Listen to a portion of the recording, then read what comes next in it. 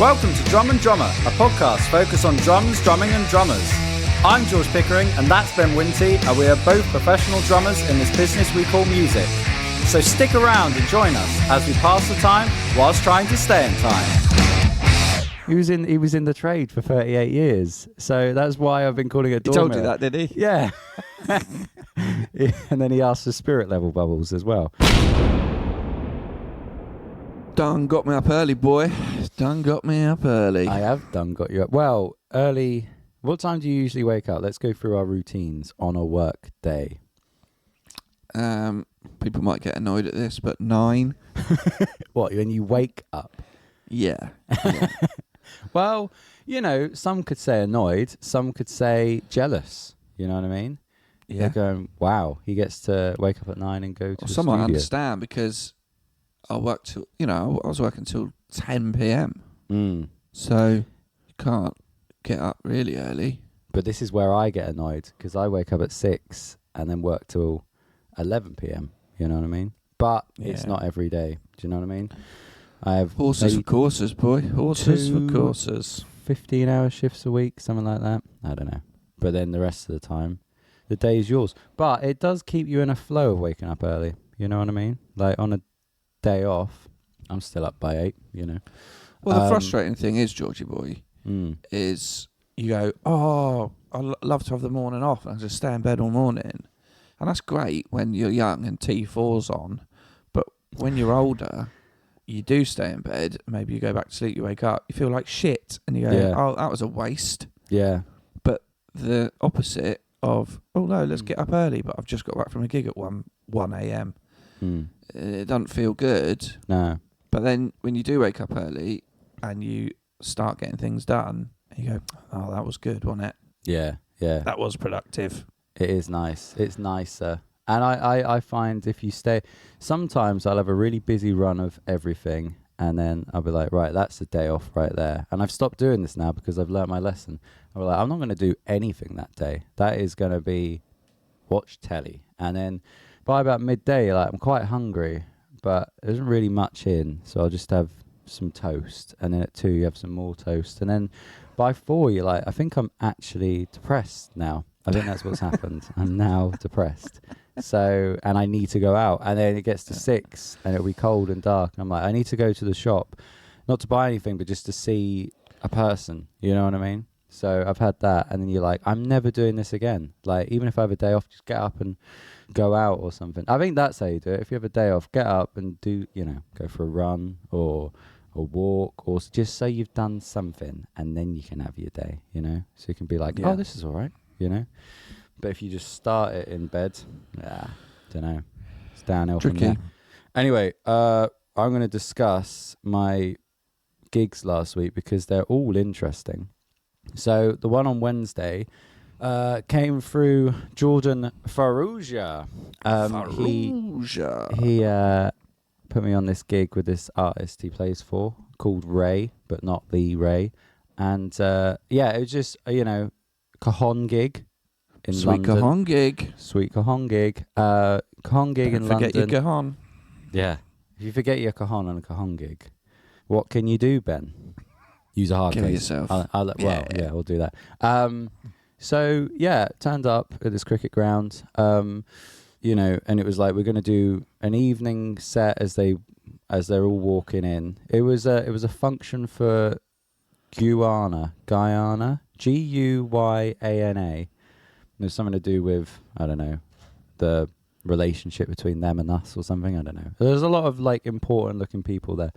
But we set up on this little stage and they were like, oh, we're going to do speeches after you've played and before you play your next set. And we said, oh, like, are you all right with us keeping our gear on stage? And they were like, yeah, it's fine. Just set up, play your set, do an hour, and then we'll do speeches, and then you can play your evening set afterwards, So, or your party set or whatever. So I'll show you the picture because there was loads of photographers there. It seemed like too many and people filming it and shit. And I'll show you the pictures. So I've only saved one, and I'll put this on the gram if you want as well. So for people listening, this won't make sense.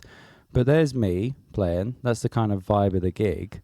But then they left the cajon on stage, and the cameraman, every photo was like that, and the cajon's almost center stage. I'll send you some more afterwards, but it was just the funniest thing. We got these photos, and it was just like, it almost looks like he's presenting his new product, the cajon, you know? But every photo is like that, and the cameraman's kind of got it like center of the picture, you know? The Minor cajon is a cornerstone of the British Chamber of Commerce with Guyana. Really is. Yeah. Or, because there's a microphone, it's like the cajon's going to say something. And so now we pass over to this magical wooden box. It really is. But I'll show you some more photos later. I'll put them on the ground. But all of them are like that. It's like he's gone, oh, that must be part of it. Or, oh, that's a nice box. I'll get that box in the photos. Question. Yeah, picture of you playing, you're sort of leaning back. Yeah, I always sort of lean back. So the cajon's not flat on the floor? No. Okay. I just like it. I just Is do that that. just to exercise I don't know, really. your core strength? I don't know. Might as well work out while I'm here. I feel like if I don't lean back, then I'm so hunched over. So maybe I lean back and you feel a bit more like upright or something. But it's just how I do it. And product idea for Jordan Farrugia, 3D print a cajon ramp. Yeah, yeah, varying so degrees. There's a little door wedge that goes under the cajon, keeps it at an angle. Yeah, stops the hunch. There you go. I'm full of them. I love that. The cajon's just on the stage. I want to. Do you know what? We could pause. Oh no, it's going to take too long to find more. But that's fine. There's so many. This will be a nightmare to edit. I can feel already. Oh my god! So this one, I thought he was sat on my cajon. Hold on. Wait. Okay. It does look like he's sat on it. I really thought he was sat on my cajon. He's got a cricket bat with him. Yeah, I think they like cricket. Well, they love it. Anyway, so that was the gig. The best part of the gig was I managed to make my train back I wanted to make. I had to sprint to... Where was the gig? St John's Woods Cricket Grounds by Abbey Road. Okay. I went to Abbey Road, never been there before. That was interesting. It is just tourists crossing the road.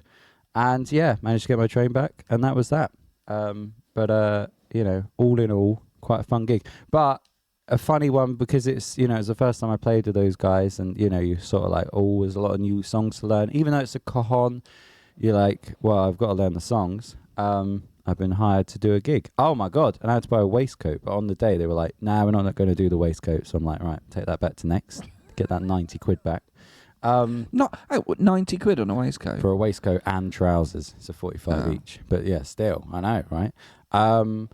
Yeah, but I turned up and, they're all going... The guitarist was on it with stuff, but the singer and the sax player, they were like, I'll be honest, I'm going to be pretty rusty tonight, so get ready. And you're like, oh, I'm fine. You know what I mean? What sort of stuff was it? Originals? No, it was all sort of cajon shit. So you'll have done them before. American Boy... Valerie, but on a cajon. Some Bob Marley.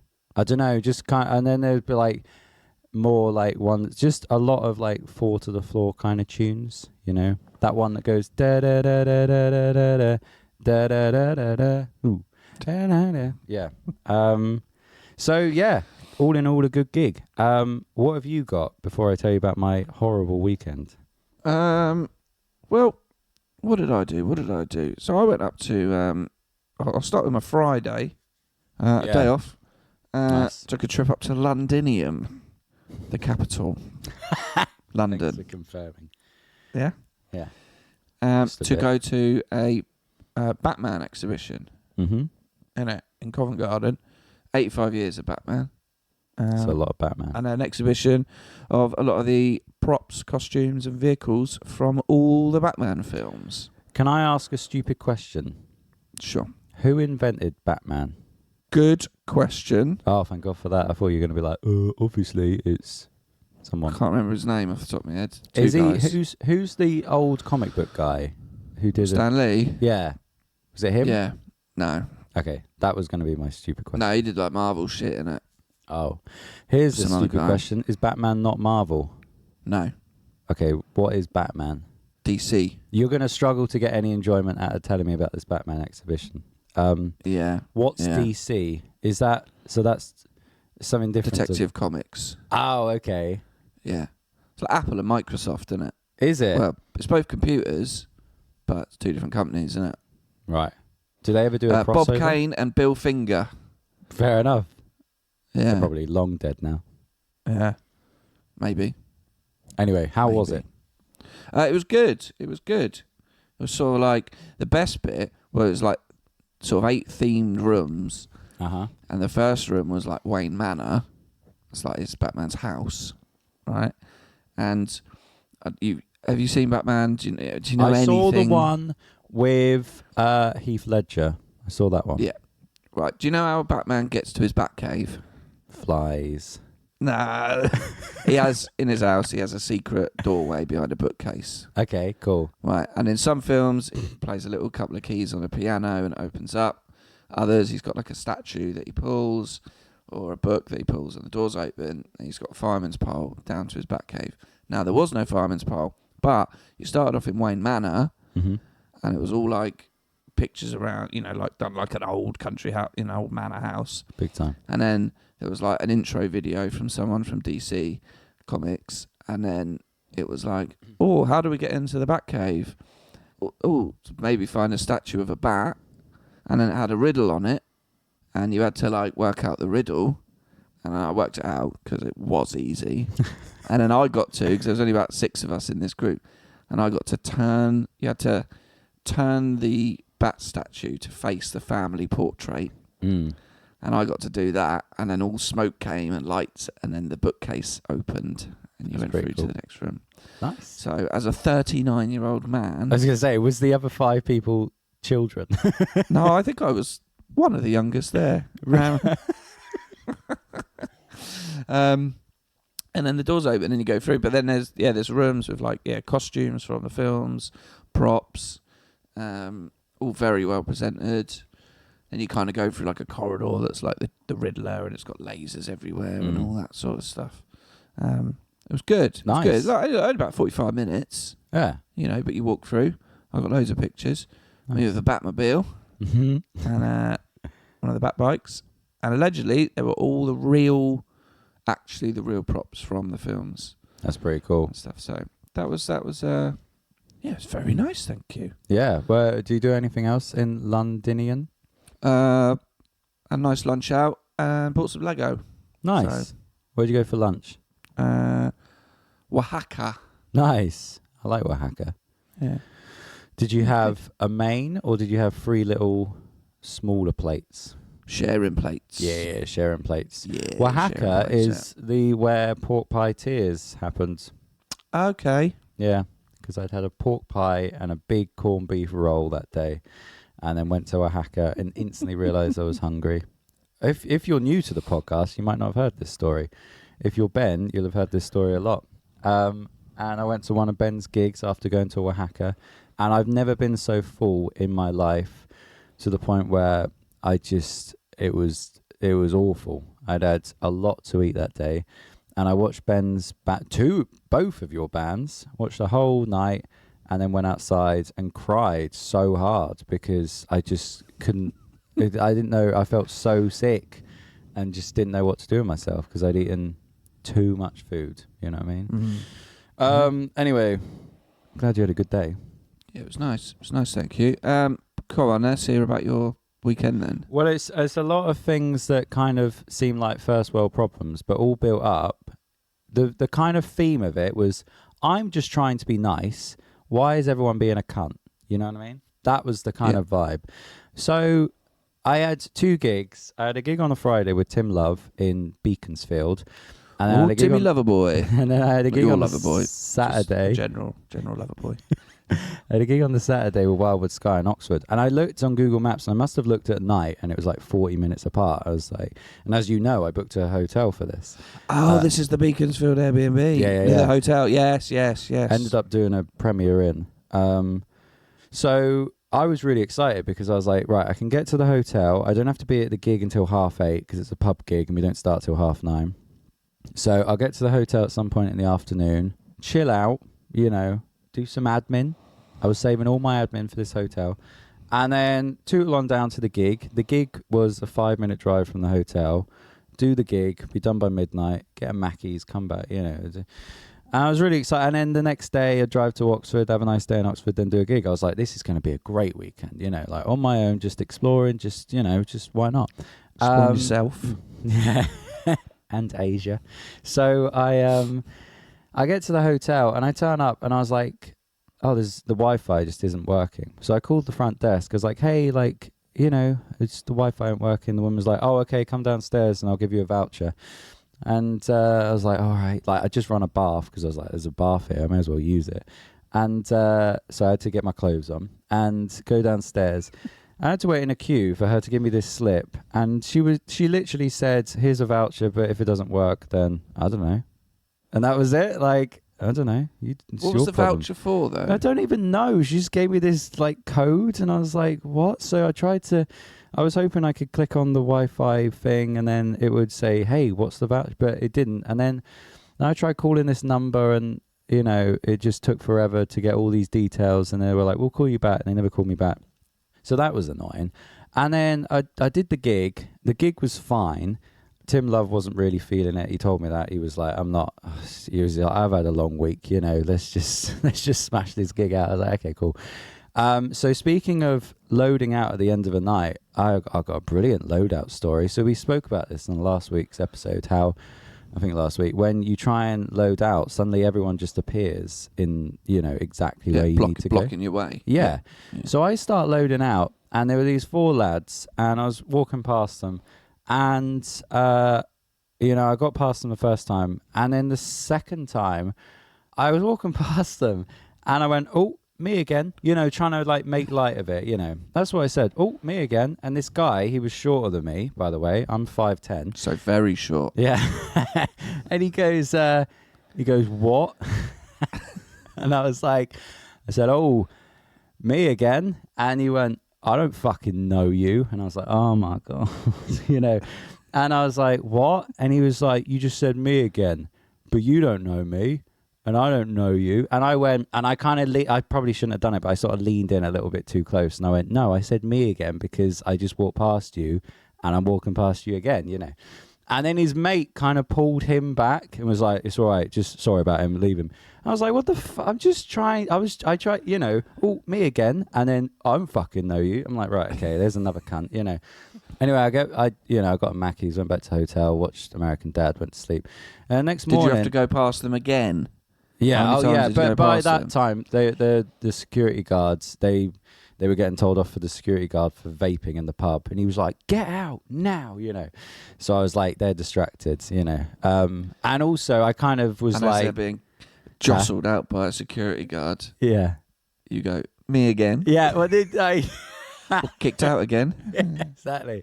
But anyway, got back to the hotel. Next morning, I was like, I had to. Whoa! You skipped over. What did you get from Mackey's? Oh, I got a McPlant, but you can double up another patty and then sharing box of mozzarella dippers because I was ravenous. I think all I'd had that day was like bowl of porridge or something. So I was like, let's just go mental, a meal. So you had 2 plant-based patties. Yeah. Why double the trauma? They're all right. They're good, and they're closer to like a Big Tasty than like I don't know, like a quarter pounder can be quite dry. Big Mac, I hate the sauce. Don't really like the chicken ones. So I think the McPlant is a solid contender as unless the Big Tasty is on show, go McPlant.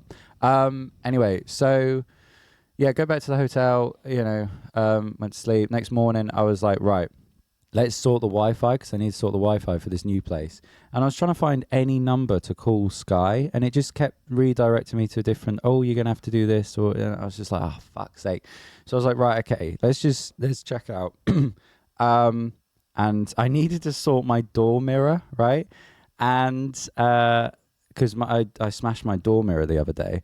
So I was like, right, let's go to Halfords. And I turned up at Halfords. I was like, hi, I'm looking for a new door mirror. And the 2 people on the till were just so rude for no reason, like what?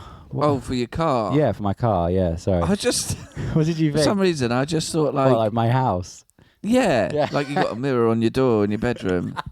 Yeah, So I went to Halfords. Yeah. What?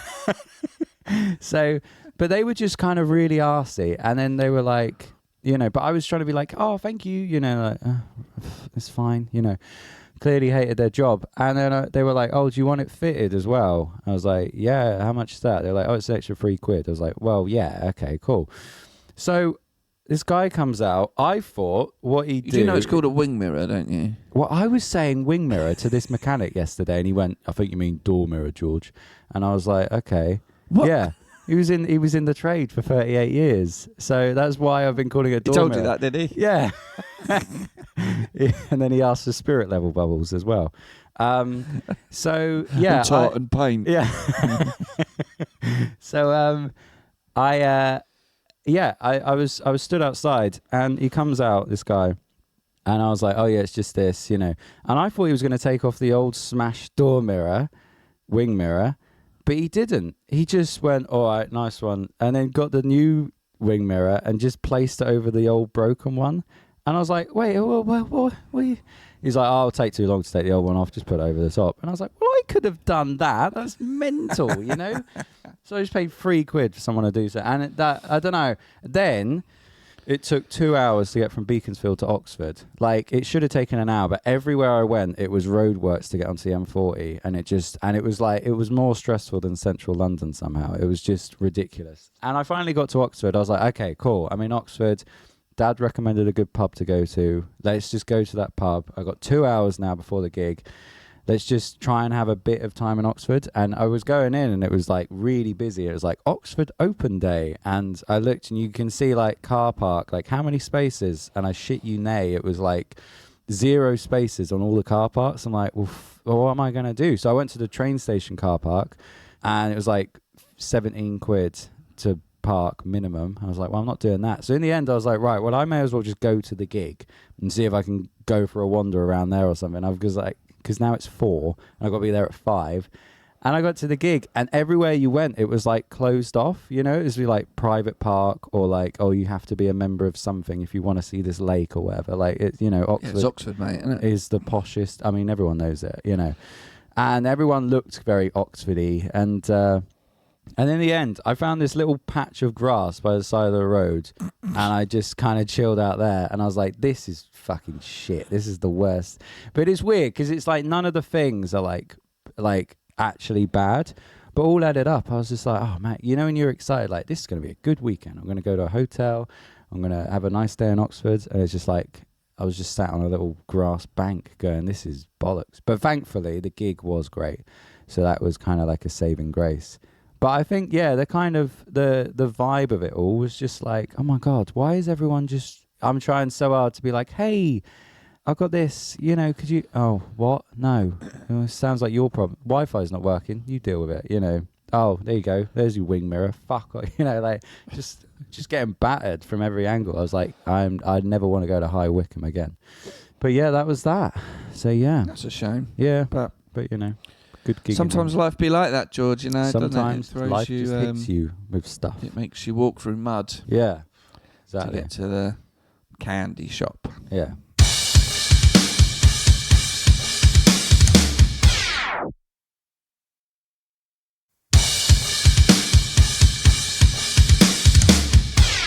Well, right, I had a gig. Oh yeah, I want to hear about this hog roast.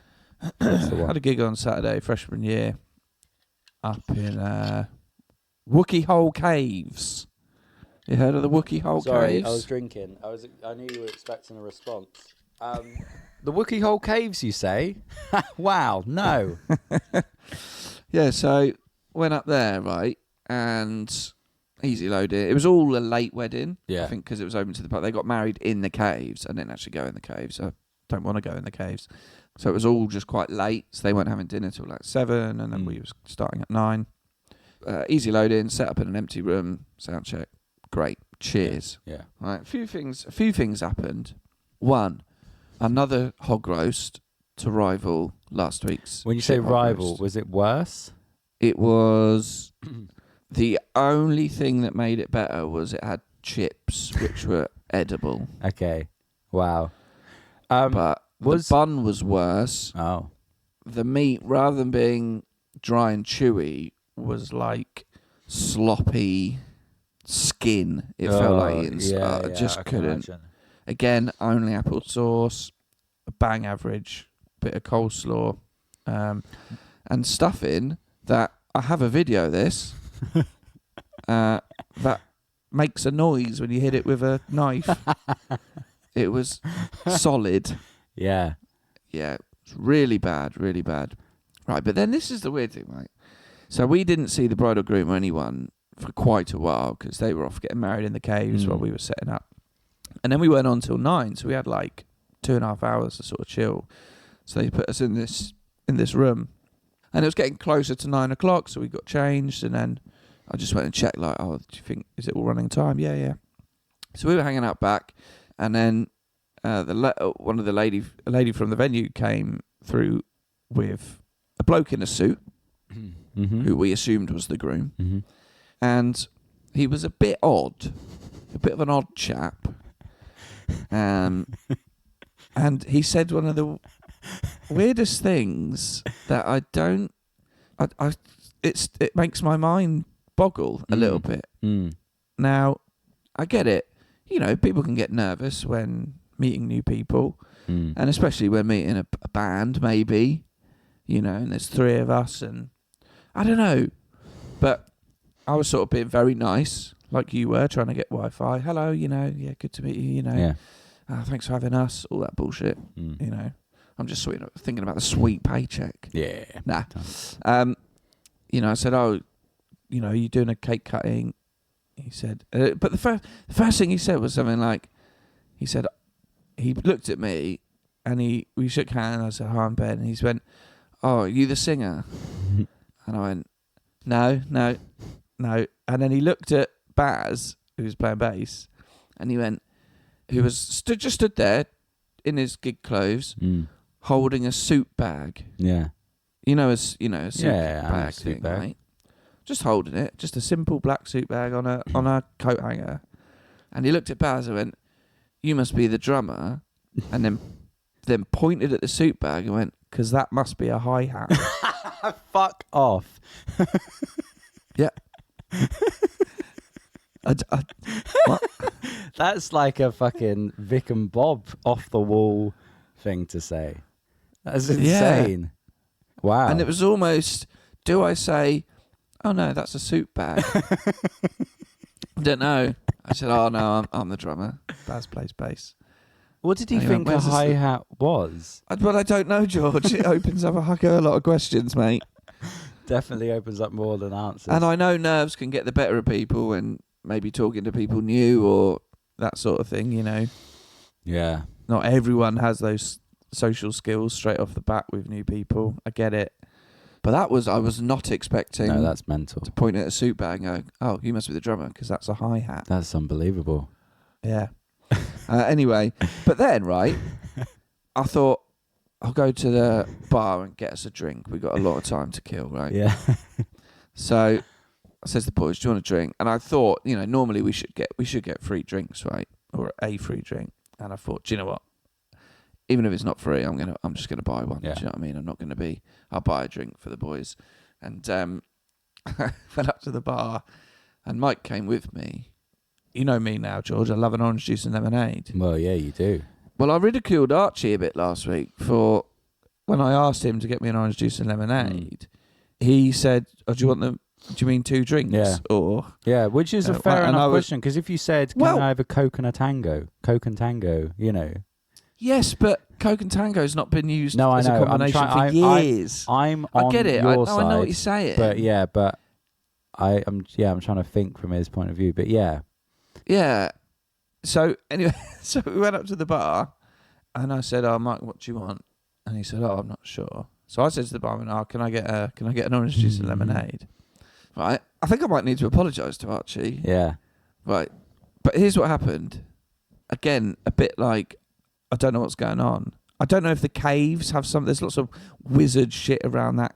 You know, all the toilet signs are wizards, and I don't know if there's some sort of like Bermuda Triangle around the Wookey Hole caves that make people think suit bags are hi-hats. And anyway, so the guy at the barman he got a small glass. And first of all, I'm thinking, I want a pint, you knob. Got a small glass, right? And he had a pump, one of the pumps, right? So he fills it up halfway, what looks like orange juice. And I'm like, I've never seen orange juice come through a pump before. Yeah, it's weird, yeah. Right? He gets about halfway, then he presses a different button, and I go, well, that's the lemonade. Yeah. Cool. But while he's starting to pour that, I say to Mike, what do you want? He said, I don't know. I said, mate, get an orange juice and lemonade. It's really nice. And he went, okay. And so I went, oh, can I get 2 orange juice and lemonades? And Baz wanted a lemonade. And I went, and then he started doing a second drink, the same, but it was a completely different orange colour to my one. Right. So I thought, oh, is he doing an orange juice and a lemonade? 2 separate drinks. Yeah. And then I said, oh, and also can I get a lemonade? And he said, oh, I thought you meant... Then he went, oh, sorry, I thought you meant most people want them together. I didn't realise you wanted them separate. And I was like, no. Wanted what? I'm now confused. Wanted what together? Well, because I said, oh, can I get a lemonade? Yeah. Like a third drink, a separate drink, just the lemonade. Yeah. He thought I meant, can I get 1 orange juice and 1 lemonade? Right. But I wanted 2 orange juice and lemonades and a lemonade. Yeah. So we'd done these half drinks, but they looked so different in colour that I did wonder, I think that one is meant to be a lemonade. So I went, no, I do want an orange juice and lemonade. Just pop those 2 in a pint glass. Yeah. Which he did. And then he started, and I was like, no, so, yeah, and can I get another pint of half orange juice and half lemonade and a lemon? But they were still completely different colours. But I was like, no, he thought I wanted separate ones. I didn't. Yeah. Just confusion. It is confusion. I think growing up, whenever my nan used to come round on a hot day, we'd always do her orange juice and lemonade. My granddad would have a bottle of Black Sheep ale, and we never even knew if he liked it. We just assumed he did, so that became the thing that we bought him. But I Mum was like, oh, do you want to try, I'm doing nan and orange juice and lemonade. So I've always known of it as a drink, but you might not know of it, like Archie. Do you know what I mean? It might blow your mind. And, it's like, I must have told you when I was a bartender for a bit, the bitter lemon story. I must have told you that one. Ooh, where I was working at Goodwood on a bar, and someone comes up to me and goes, "Hi mate, could I get a gin and a bitter lemon?" And I did a shot of gin and then put a segment of lemon in it. And then they were like, "Where's the bitter lemon?" And I was like, "It's there. Can't you see it?" And then someone had to take me aside and go, "George, bitter lemon is a drink." Like, the guy wasn't saying a bit of lemon. But that's always a good joke, and it actually happened. But orange juice and lemonade. I once asked for a rusty nail in a pub because that's a drink my dad showed me, and the woman was like, "What the fuck is that?" And then this old boy was like, "Jesus, you're having a rusty nail," which is a shot of whiskey, a shot of Drambuie, ice and lemon, I believe. It's as brutal as it sounds. But I was like 18 and trying to be cool. Like, let's get some rusty nails, Rob Stamp. But other than that, gig was fine. I've got a temporary tattoo of Cinderella. Nice. On my arm. Good for you. Because Mike broke a string right near the end, and it's like, does he plough on? And I said, Mike, do you think? He's like, I was like, Mike, change the string. We got good banter with the crowd by that point. Nice. And so me and Baz just played some bossa nova. I gave him a choice. Do you want a question and answer session? Do you want us to play a bossa nova? And I said, and someone can go and get me a temporary tattoo. Because they had I love that. Someone did. Pop Cinderella on my arm. Fantastic. That was an alright gig, actually. Nice. I tried to, I thought about ways of filming, like, it's all content for social media and that, innit? Mm. I have occasionally set up my phone on a stand to try and capture it. And I was like, well, what if I did 2 birds with 1 stone, right? And I got a drum, like a camera on my sort of chest where I could film I'd have footage of the drum kit, but then also the sort of crowd. I'm in a good position. And so I've got both for the band social media and for clips of drumming and that. So I bought this little like clip-on spy camera basically, and I put it hooked it onto my pocket to try and I've filmed the gig. I reviewed the footage the next day. Unusable. Yeah. Unusable.